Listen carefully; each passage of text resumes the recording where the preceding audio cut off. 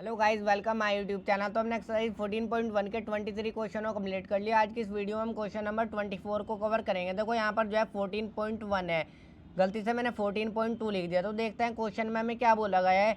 A die thrown twice, what is the probability. देखो एक die है, डाई बोलते हैं हम लीडो के दाने को। थ्रोन मीन्स होता है फेंकना। एक डाई को जो है ट्वाइस मीन्स होता है यानी कि 2 बार। एक डाई को जो है 2 बार फेंका गया है, उसके बाद हमारे से प्रोबेबिलिटी पूछी है।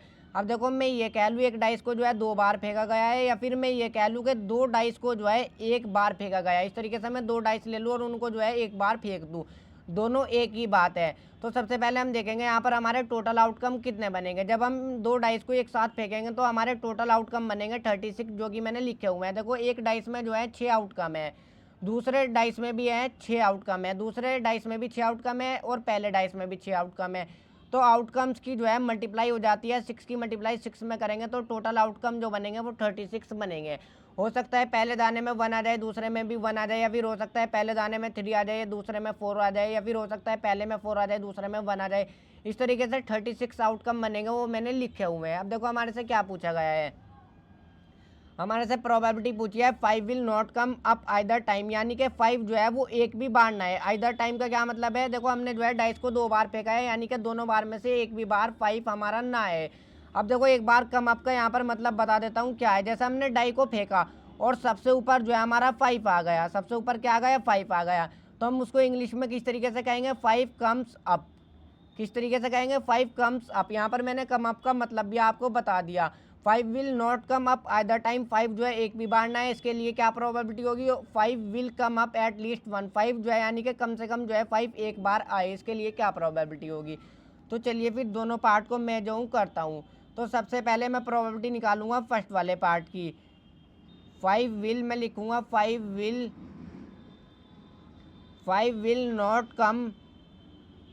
Not come. देखो इस तरीके से बड़ा ब्रैकेट यहाँ पर यूज़ कर लेता हूँ। 5 will not come up either time, यानी कि 5 जो है एक भी बार ना आए। अब फॉर्मूला ही पहले मैं लिख लेता हूँ। फॉर्मूला मेरा क्या होता है, नंबर ऑफ फेवरेबल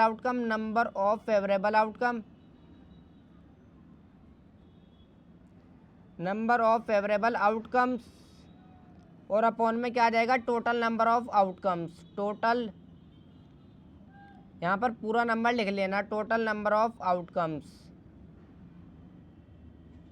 या फिर खाली टोटल आउटकम्स भी लिख सकते हो। अब देखो हम देखेंगे 5 जो है हमारा वो एक भी बार ना है। हम देखेंगे हम जब 2 दानों को फेंकेंगे यानी कि दोनों में 5 जो है एक में भी नहीं आना चाहिए। अब हम यहाँ पर गिनेंगे जिन जिन में हमारा 5 नहीं आ रहा। देखो एक तो ये केस है हमारा, एक ये केस है, सब गिन लो 1 2 3 4 5 6 7 8 9 10 11 12 13 14 15 16 17 18 19 20 21 22 23 24 25, यानी कि 25 केसेस में हमारा जो है 5 नहीं आ रहा है, तो ऊपर जो है 25 आ जाएगा, नीचे टोटल आउटकम हमारे 36 आ जाएगा। तो 25/36 यही जो है प्रोबेबिलिटी हो जाएगी। अब देखो मैंने यहाँ पर सर्कल किया है जिन जिन में 5 आ रहा है, तो जिन जिन में 5 आ रहा है उनको हम नहीं काउंट करेंगे। तो फर्स्ट वाले पार्ट को हमने कर लिया। अब सेकंड वाले पार्ट को भी करता हूँ। 5 will come up at least 1, यानी कि एटलीस्ट कम से कम जो है 5 जो है एक बार आना चाहिए। इसके लिए क्या प्रोबेबिलिटी होगी, तो प्रोबेबिलिटी फाइंड आउट करूँगा। 5 will come up at least once. चाहे खाली लैंग्वेज इतनी भी लिख सकते हो, 5 विल कम अप इतनी भी लिख सकते हो, चाहे पूरी लिख लो, इससे कोई भी फर्क नहीं पड़ेगा। वंस।